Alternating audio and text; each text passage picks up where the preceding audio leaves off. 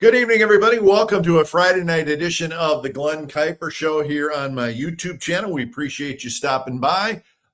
We got a great guest tonight to talk lots of San Francisco Giants baseball. This guy knows he knows what's going on, and that's why he is on our show. We'll introduce you to our guest in just a little bit. You know the drill. Jump in with your comments or your questions for myself and my guest. Anything Giants related tonight, that would be good. Also, hit the subscribe button, hit the like button. You know all the stuff. You can follow me on Twitter at Kuiper Baseball. You can follow me on Instagram at Glen Kuiper. My email is glenkuiperbaseball@gmail.com. And you, of course, are here on my YouTube channel with the Glen Kuiper Show. So it's going to be fun tonight. Lots to talk about as we are closing in on spring training. I mean, it is right around the corner. Crazy stuff. It is coming fast. So it's going to be a lot of fun tonight. We have a good show. The Glen Kuiper Show is brought to you in part by Tilden Properties. By investing in California's multifamily real estate, Tilden Properties is going to help you see quarterly dividends and equity buildup in the real estate market. Bay Area-based, family-owned, Tilden Properties has been building investment wealth for their clients since 2008. If you're interested in becoming an investor, go to their website and look at their portfolio. Very impressive. Go to tildenproperties.com or give them a call at 925-209-8558. We're also brought to you in part by the Carrick Real Estate Team, who have been helping families buy and sell homes across the Bay Area with a legacy of client-first service since 1978. Whether you're interested in buying or selling, trust the Carrick Real Estate Team to guide you home. In fact, you can contact Mike Carrick today for a free home sale or purchase consultation. Call him at 925-548-4132. Glen Kuiper Show is also brought to you by the good people at Partners Capital LLC, a wealth management firm providing financial strategies for elite performance and lasting peace of mind. With experience guiding professional athletes as well as the families next door, Partners Capital delivers thoughtful planning, steady guidance, and a clear path forward. Partners Capital, your partner for a stronger financial future. Call them at 888-702-7743. We're also brought to you in part by Area Rug Cleaning Direct, a subsidiary of Gamble's Flooring. If your area rug needs professional cleaning or repair, Area Rug Cleaning Direct will pick up and return your area rug looking brand new within 5 business days. They're Bay Area based and family owned. Call them at 925-933-9999. Thanks to the sponsors as always. And it's time now to bring in our guest. He is a gentleman that all the Giants fans know. He's a senior advisor now for the San Francisco Giants. Longtime coach Ron Wotus is joining us. Ronnie, how are you? Glenn, it's great to be with you. And I have to tell you, it looks like you've done this once or twice, huh? Well, you got to keep the sponsors happy, Ron. You know that. Come on. I know that. And I really appreciate the intro that you had. I love the blues. So got me I like it too. From the start. Yeah. I changed it up a little bit from earlier on. I'm kind of a soft rocker. I grew up, we're about the same age, Ron. Yeah. I'm not a hardcore guy, kind of a soft rocker. So I like that kind of stuff. Yeah, so do I. I mean, I listen to everything rock and roll, but blues, those are two of my favorites for sure. Yeah. We're mellowing out in our old age, right? Yeah, I do a little folk country now. I went from mainstream country to, Flan stuff and some folk, Cody Jenks, stuff like that. I have the truck, I have the dog, so I understand what you're saying. Hey, tell me, how many years with the Giants organization? Well, 24 as a coach, a full-time coach on the field. This is entering my 5th year as assistant or advisor, as I've been the last 2 years. And of course, I played with the Giants managed with the Giants for 8 years. So quite a while. It's quite a while. Yeah, you are. You've reached, I think, pretty close to legendary status in the organization. You've done everything, and you've done it all well. Question for you: the senior advisor role. I know it's multifaceted, but this time of year, with spring training being 3 weeks away, what are you working on? What do you start doing at this point? Well, it's not as much right now for me. Buster and Zach and Jeremy Shelley in the front office, the rest of the front office, they're putting together the roster at this point in time, basically invites to spring training. I gave a lot more of my input earlier at the end of the season and throughout. So it's a little slower right now, but obviously I am trying to get to understand some of our new players and take a look at the rosters and who we're going to have there. I'll be heading down to Arizona on the 13th. So it's ramping up now. You're doing a lot of your own homework, and you get a call from Zach or Buster here and there, but pretty much just waiting to get to spring training.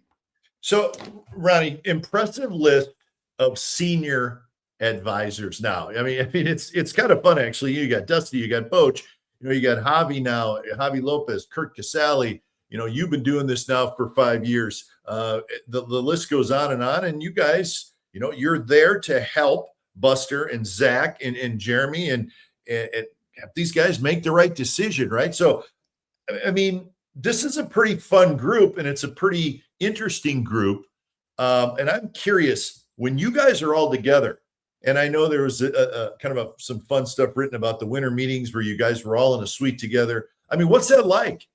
I mean, is it just people throwing ideas around, or how does it work when you have all those baseball minds in one room sitting around a table?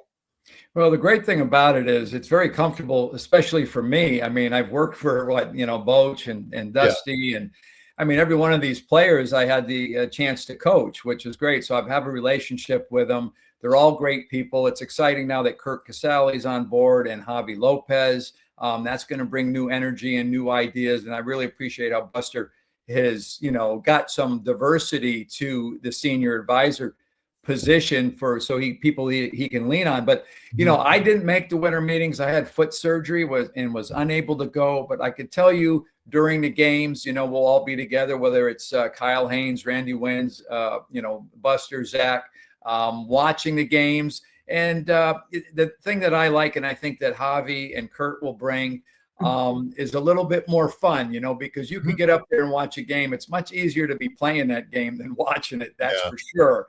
And, you have to keep it light at times. And, you just can't be so focused on the game to the point where you're upset about this, you're upset about that. And I think Buster and Zach, they keep a really good balance. Family members will go up there. So it's very casual, but we know how competitive everybody is. So it can go both ways. It's going to be a little bit of fun, and it can be a little serious as well. Yeah. Well, I get the feeling that Buster and I mean, really all you guys are trying to establish a new culture, maybe somewhat resembling what happened when the team won 3 World Series championships in 5 years. Some people feel like the culture got away from the organization a little bit. That's just my feeling. I like to know if am I accurate on that? And if I am, what is the culture that Buster's trying to create? Is it bring back a lot of the stuff you guys did before, or is there some new things that he'd like to install? And I'm talking about the whole organization as a culture. Right.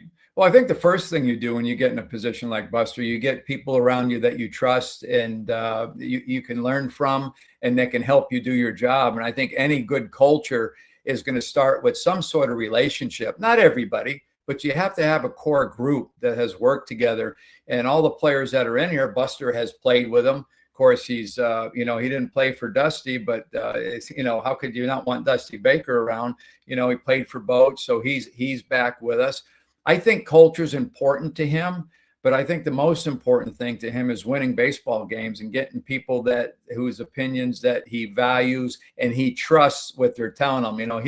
He definitely doesn't want a lot of yes men around him. He wants people that have been there. And, I use this lightly, but no more than he does, let's say, that has more experience than he does. And I think that's, really a smart move by anybody. I mean, whether you're a major league manager or you're in his position, to put people around you that can help you. He does believe in culture, as I said, but I think most good teams have it. Now, not every player or person's going to get along. I mean, we got, Barry and Jeff Kent for all those years. We were pretty good with them. They pushed each other. So it all depends on the dynamic, but he wants to win baseball games. And I'll say this about being around him now for a couple of years in the booth watching the games. He wants the game played right. And if you think about to our success, how we won World Series, we weren't the best team on paper, but we ran the bases well. We didn't beat ourselves. We were real strong on the fundamentals, and that's what he wants. He wants to bring baseball back. He listens to the analytics, and he's learning all about that and using it.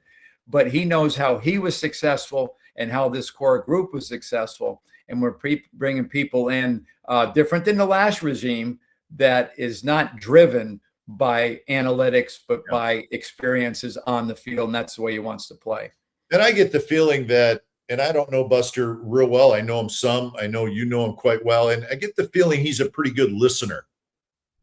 And he wants to ask questions because he wants to know what you're thinking. And I think that's important to him. But he strikes me as a guy who is really good at listening to people. Yeah, you're right, Glenn. No doubt. I mean, you got a great read on that. He always has been, even as a player. You know, he's never a guy. If you're speaking, you know, some of you talking to a player here or there, and they start talking to you, telling you the answer before you even finish the question. He's never been like that. Even as a player, very thoughtful, thinks things through before he responds. And I think, you know, that quality that he has, being such a good listener, has really lended him to being successful as a player and in the position that he's in now. Because if you're not listening to people and you're in a leadership position, I don't think it's going to last very long for you if you can't listen to people. Well, and he strikes me as a guy too that doesn't have a real big ego. And you know, you've been around baseball a long time, and so have I. And egos can sometimes close people's ears, right? Where they don't want to hear it. And he does not strike me as really having much of an ego at all. Very confident, but there's a difference between confidence and ego. And gosh, if you got confidence in yourself and you don't have this ridiculous ego, you're going to take in a lot of good stuff that you can plug in. You can plug in and it may help the organization. I think you're right. Look, ego, I use all my analogies to players. I've coached a lot of players over the year, and some of my favorite players, you know, I was just a rookie coach in the league. I'm 1998, and here I have Joe Carter, right? He's, 45 years old or whatever he was. He wasn't that old, but the point was, and I had to work with him at first base. And the respect that they show you and the professionalism that they show you, he doesn't have to do that. Then you have other players, I won't name names, they look at you cross-eyed. Who are you? Where did you come from in your first few years? So, and that's the type of professional you want on your team because it makes everybody better and everybody's pulling on the same rope. So the point about ego, it can help you because of the confidence, but it also can hurt you if you get too many egos in that room and there's not enough, Indians and they all want to be the guy. It can definitely set you back.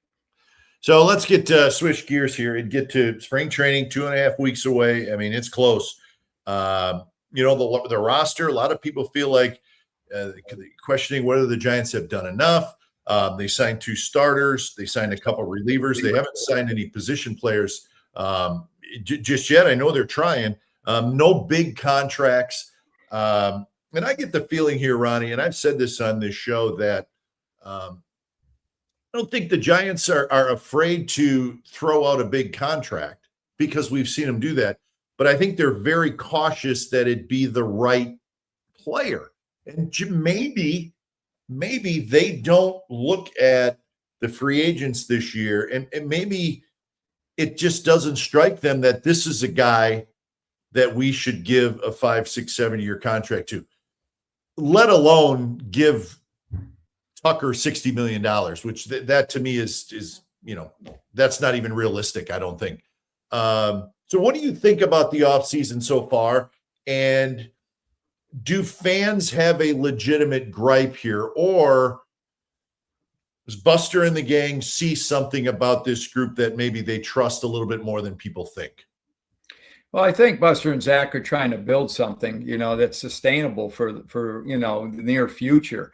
And, we all know, if you just look back the last couple of years, they spent a lot of money on Chapman, Adames, and Devers. I mean, that's a lot of cash that went out the window. And I don't think there's ever been a year that I've been involved with this that we're looking at free agents and we're saying, oh, we want this guy, and that guy. Yeah. Well, you only have so much money to play with.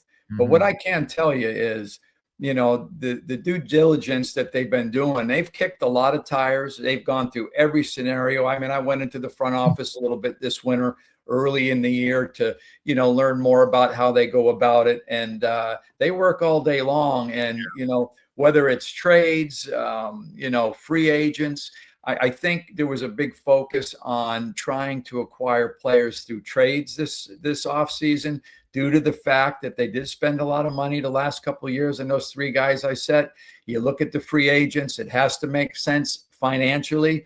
You don't want to put yourself in a hole, moving forward. And sometimes you're able to make the deals and sometimes you don't. But I don't blame the fans. I mean, look, when I was coaching on the field, I wanted the best guy available all the time. Give us that guy. Well, they did that last year with Devers when they made that move. That was a big shock to everybody that we got him. So, the pocketbook is what it is, and you have to work around. That's the bottom line. And you got to have a full team, right? Yeah. I mean, argument years ago, we had Bonds, we had a few guys making a lot of money, but what about the rest of the group? I mean, it takes 26 guys, and it doesn't always have to be, all-stars at 5 or 6 positions, which is very rare, but you need the whole group to be able to contribute. And that's how we've won in the past, to be honest, So I would say that I think, too, for us to go where we want to go, our young pitching is going to have to develop and come through. I mean, you look at the latest World Series runs that we had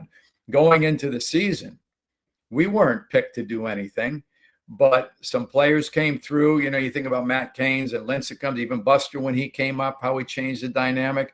And then, trading deadline, you got some money in your pocket to do something, to put the team where you need them to be going down the stretch if you're in it. So a lot of baseball left. I understand everybody wants, the Tuckers of the world, but I'm not paying $60 million for 75 RBIs. Yeah, I'm with you. And I think you made a good point. And I sense that, you signed 2 starting pitchers, very mid-level starters, not huge contracts, but I get a sense that the Giants are showing some confidence in this group of young pitchers that they have that are all at the AAA level. They've all pitched just a little bit in the big leagues. We know who they are. It's Birdsong, it's Wisenhunt, it's McDonald, it's Tidwell, who they got from the Mets.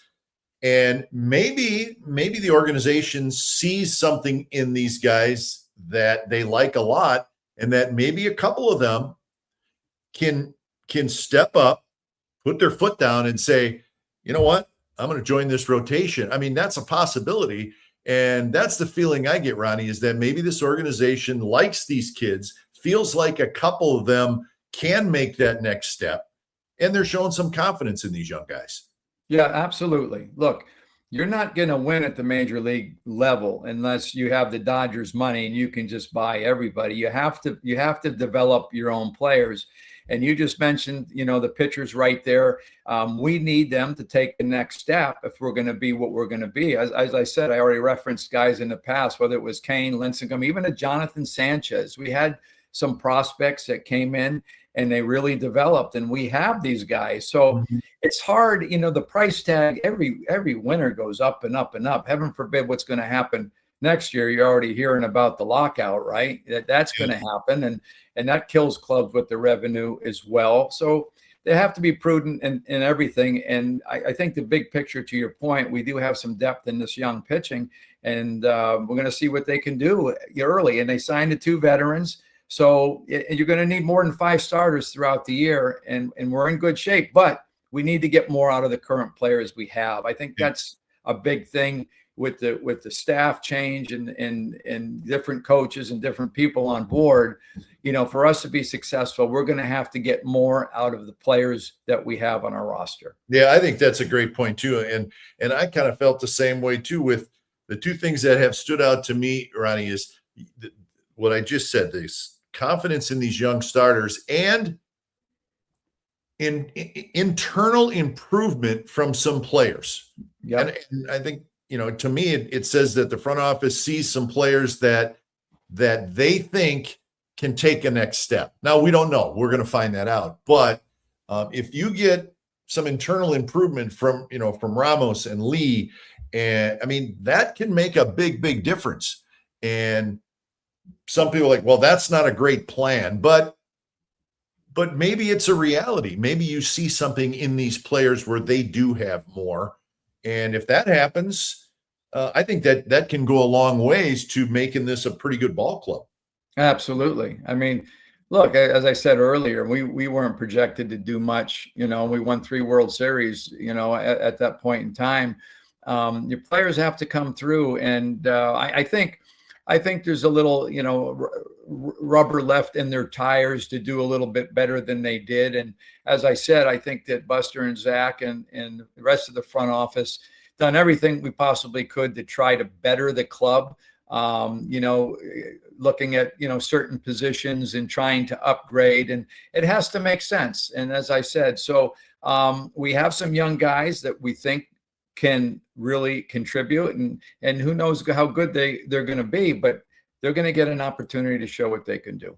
Yeah. Now, I think this interesting is the second base spot. We saw Casey Schmidt, pretty talented kid, I think. We also saw him get hurt, and I think that affected him in the second half. He didn't perform quite as well. If you get a wrist injury or a hand injury, is there worse places to get hurt for a baseball player? Probably not, right? And yeah, right. And we saw with Casey Schmidt, but it's been pretty clear that the Giants are looking for second baseman.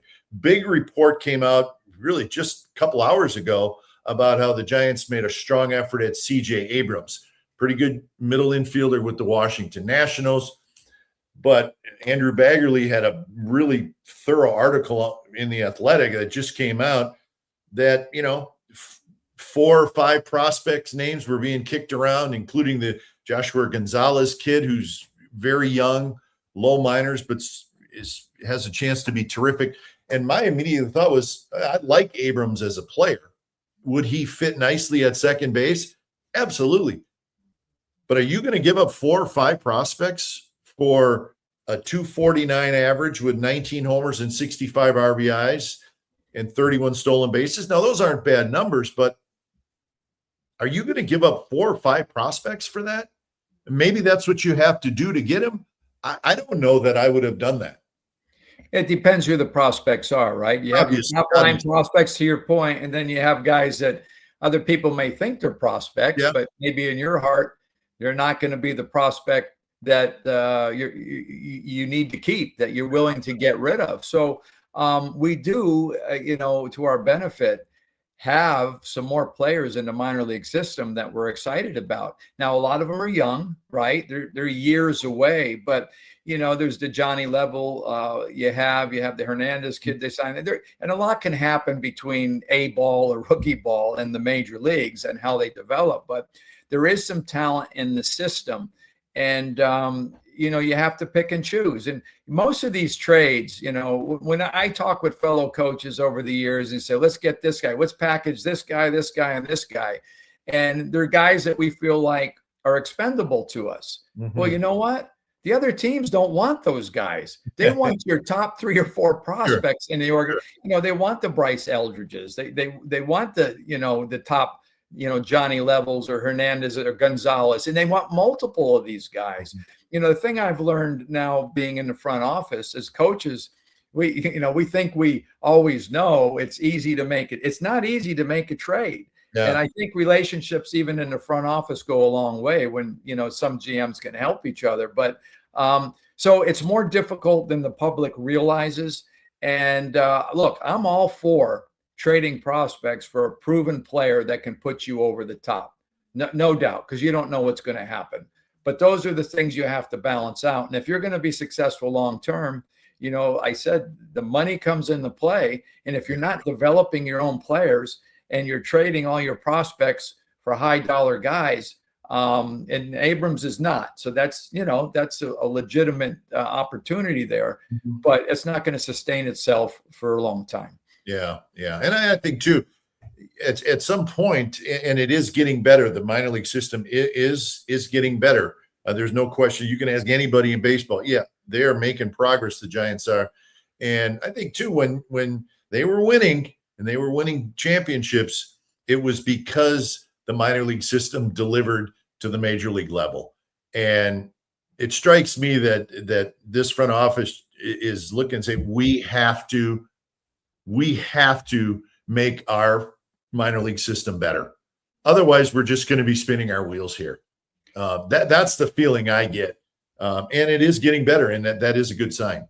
Yeah, well, along with that, there's been a big push to make our players better, right? Yeah. I mean, with regime change and a different set of eyes and Buster coming in, whether it's in the minor leagues or the major leagues. Obviously, we know the major leagues, but the minor leagues as well. You know, are we doing things correctly? Randy Wynn's here now. Kyle Haynes does a great job down there. Different fresh eyes, different approaches. How can we get more out of our players? Because that's the bottom line, is developing your players. And, you know, sometimes you do everything you can and a player hits a ceiling, and that's as good as he's going to be. But you usually find that out as they get a little higher in baseball. As I said, you know, it's easy in A-ball to really fall in love with a guy and like him. And 2-3 years down the road, you start to see more of his warts, or he plateaus at a certain period of time where the makeup wasn't exactly what you thought. Maybe he started getting too comfortable, or he thought he was better than he was. He didn't work the way you expected him to.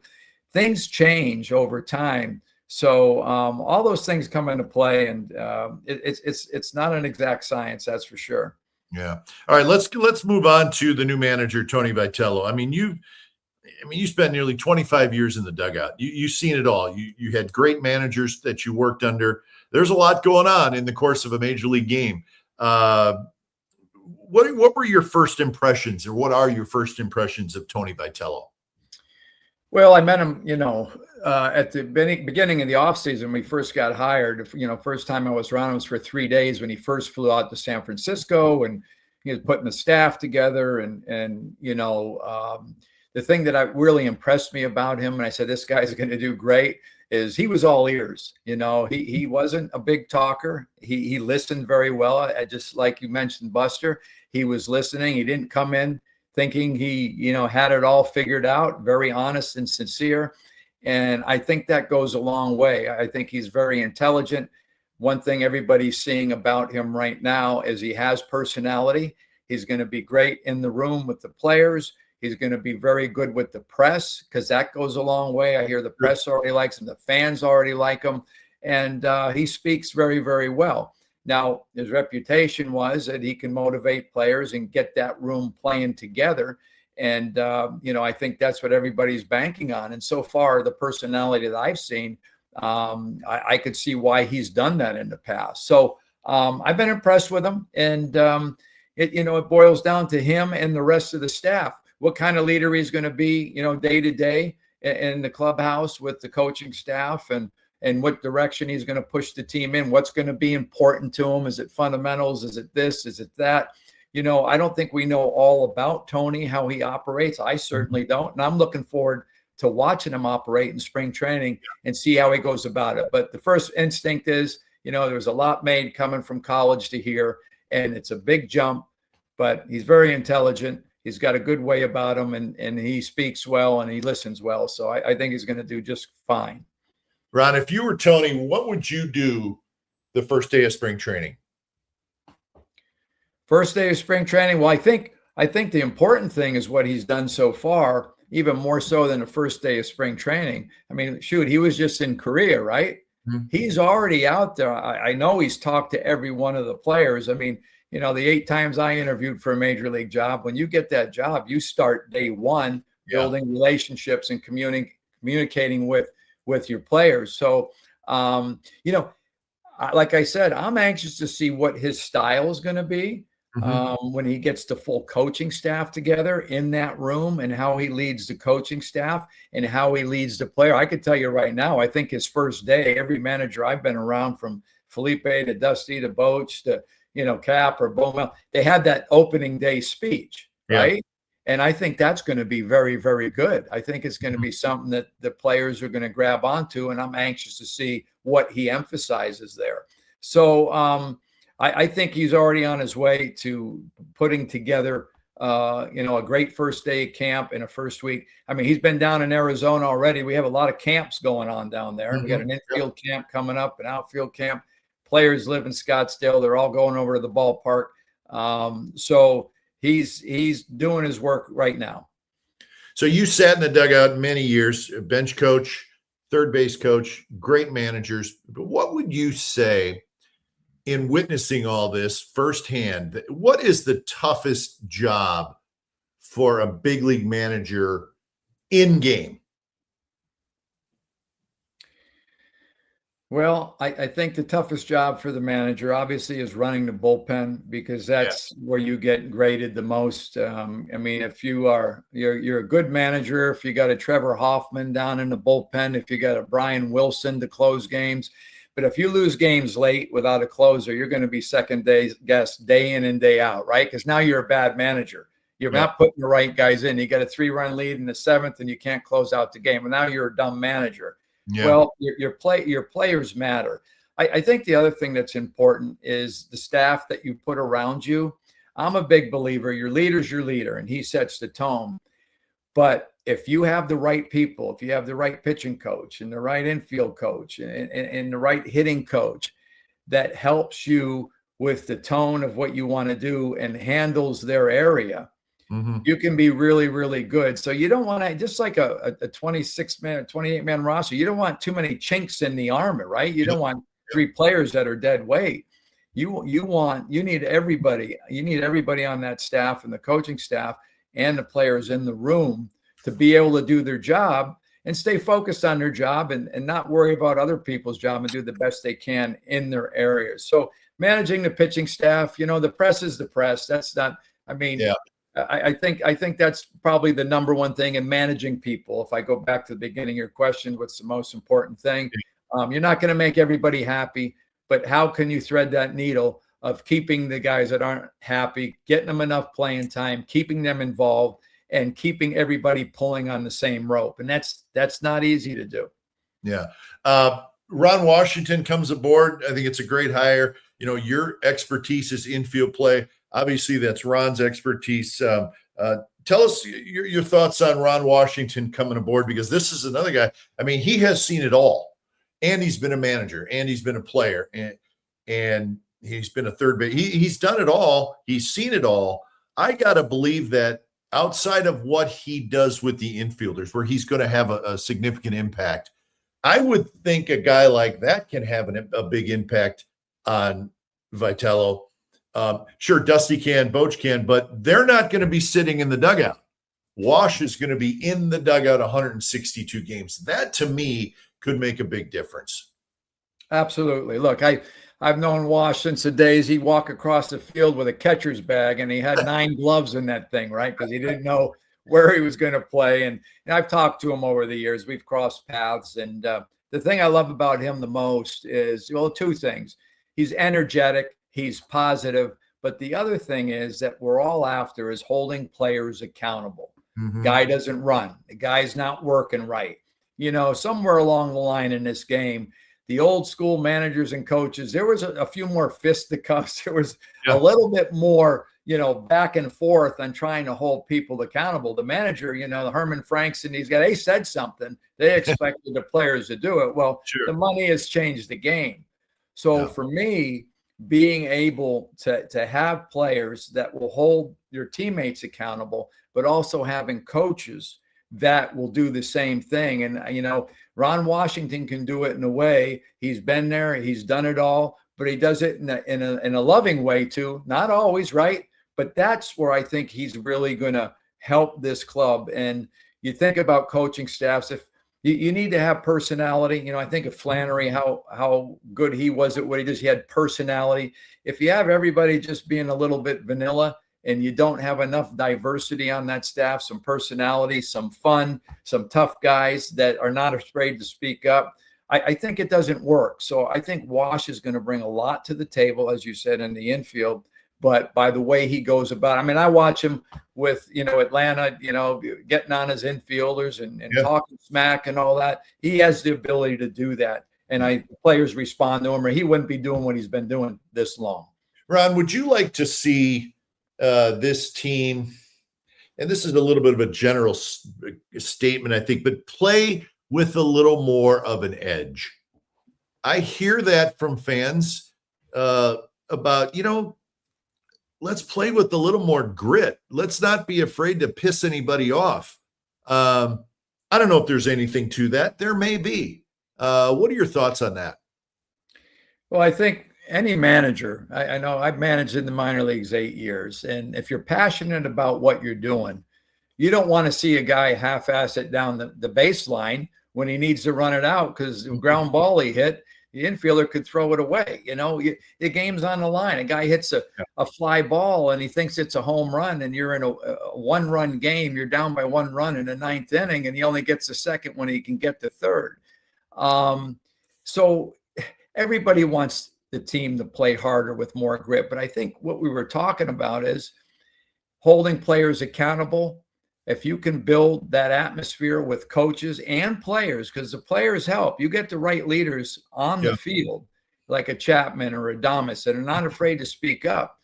Now you're holding each other accountable. And, sometimes back in the years ago, people were held accountable. It turned out being a fight, right? We've seen many fights, but what you don't want is everybody whispering behind everybody's back saying, this guy's not running it out. This guy's not giving an effort, and nobody's addressing it.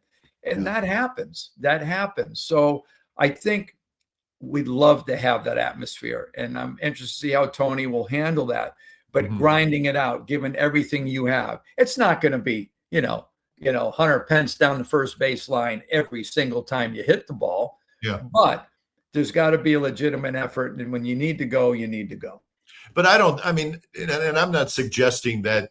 The Giants, to me, have excellent leadership. I know Chapman. I know how he rolls. I saw him in Oakland for 5 years. He's about as good of a leader as you can have. I think.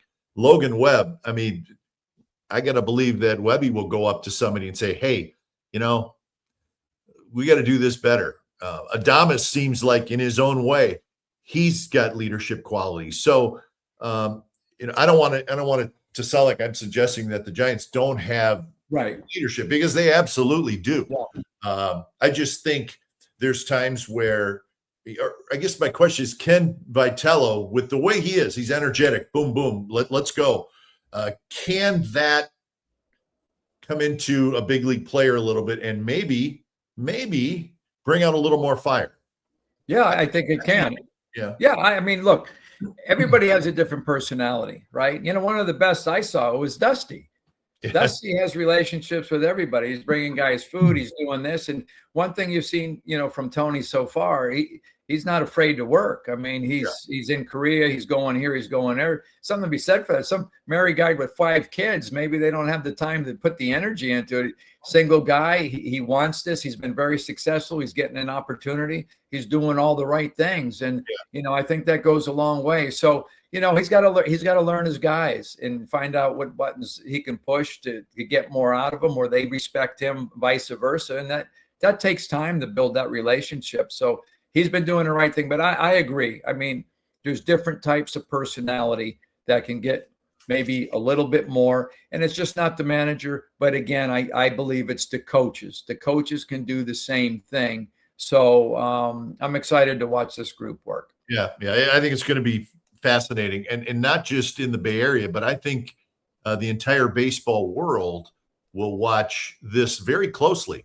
How will Vitello be as a major league manager? That, to me, is fascinating, because it's not just going to be the first couple of days of spring training. Every city that you go into in the regular season, that media is going to say, how's he doing, right? This is going to go on the whole season. So there's some pressure there, but I'm looking forward to it. I think it's going to be fun to watch him develop. And, I hope it works out. I think it will, because what everybody says, if anybody can pull this off, he can. And I talked to his, we had him on our show, his coach at the University of Missouri, Tim Jamison, who was his head coach as a player, and then Tony worked for him as well. And I asked TJ, I said, hey, is this the start of more coaches going from college to the pros? And he said, I don't know that that's necessarily the case. I think this is a special move from a special guy. He said, I don't know that a lot of other coaches in college could do this. He said, I think Tony can. I thought that was interesting. So it may not be this big trend now, right? Hey, let's get college coaches up. This may be a one-off because of who he is. And I thought that was very interesting. Yeah, no, that's great to hear because, having worked with a lot of coaches, and I've managed in the minor league 7 years, and it's hard to watch these guys in minor leagues 20 years. Dave Brundage in AAA, he's been managing over 20 years and not get an opportunity to have a chance to do it. So I hope it's not a trend because there's so many good coaches and managers and people in professional baseball, and it's great to hear that they think Tony in this scenario is a special case. And I think about Alyssa Nacken when she was here, the first female on the field. She was coach of the great gal, and she's on with Cleveland now. Everywhere she went, she had, the New York Times and every media market wanted. And I think the same is going to happen with Tony. And just like Alyssa, she handled herself well. Tony can talk. He's going to win people over. Sure. And I think that's going to be a big plus for him. But the bottom line is going to be, right, wins and losses. Yep, and absolutely. We're all held to that standard. So hopefully the team can be successful and things will be just fine. All right, Ronnie, I'm going to let you go. Thanks for joining us. We appreciate it. And I'll see you late February in spring training. You're going to be down there for a while? Yeah, I'm going to be down there the 13th. Now, I am going to work the WBC this year. I've never done it, and I was asked I'm going to be the bench coach for the Italian team. Yeah. Oh, that's awesome. That's great. Yeah. So I'll be leaving March 1st to do that, but it'll be a week or 2 weeks, and I'll be down there the majority of the time. I get to the major league camp, and I got to get over the minor league camp as well. So when are you going down? Toward the end of February, probably the last couple days of February, and then I'll be there for a couple weeks. So looking forward to it. We'll talk then, Ron. You got it. Right. Thanks for having me. All right, Ron Wotus, the one of the Giants' senior advisors to the front office. Good man. He is a good man, and he has seen it all. So I really wanted to have him on the show, talk about the Giants, and get his thoughts on the new manager, as we are all very curious how that's going to work out. And it all starts in I believe it's February 10th is the Giants' first spring training a day where it all starts. So that is coming up fast. So anyways, hope you enjoyed tonight's show. Hope you enjoyed Ron Wotus. Keep subscribing. We're just a little bit shy of 16,000 subscribers now in really less than 10 months. I still can't believe that, and it's all because of you guys. Thank you. So keep it coming. Keep watching the shows. Again, they stay there. If you saw just part of the Ron Wotus show, just go to YouTube. It's all there, the entirety of the show. So anyways, we appreciate the guest. We appreciate you guys watching, and we'll be back next week. On Monday, we'll have a show, and another San Francisco Giants senior advisor, Javi Lopez, is going to join us. Another guy that I have a lot of respect for, super sharp guy.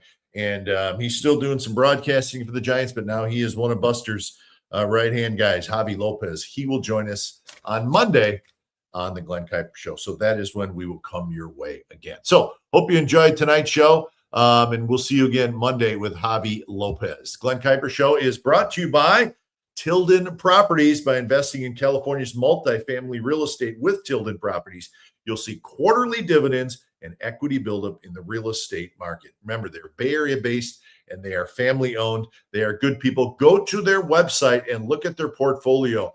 And then when you see that, decide. Maybe you want to invest with them. Good idea. If you do, 925-209-8558 is the phone number for Tilden Properties. We're also brought to you in part by the Carrig Real Estate Team, who have been helping families buy and sell homes across the Bay Area with a legacy of client first service since 1978. I use the Carrig Real Estate Team buying and selling a home. They are terrific. Good people all the way around, and people you can trust, which is great. That's the Carrig Real Estate Team. Call them at 925-548-4132 or go to carrigteam.com. We're also brought to you by Partners Capital, LLC. With experience guiding professional athletes or just families right down the street, Partners Capital delivers thoughtful planning, steady guidance, and a clear path forward. Partners Capital, your partner for a stronger financial future. Give them a call at 888-702-7743. And lastly, we're brought to you by Area Rug Cleaning Direct, a subsidiary of Gamble's Flooring. They're family-owned and proudly serving the Bay Area for over 35 years. It's really simple. If your area rug needs professional cleaning or repair, Area Rug Cleaning Direct will pick it up and return your area rug looking brand new within 5 business days. Call them 925-933-9998. That's it for tonight's show. Thanks, everybody, for joining us. See you Monday with Javi Lopez right here on the Glen Kuiper Show. Have a great weekend, everybody.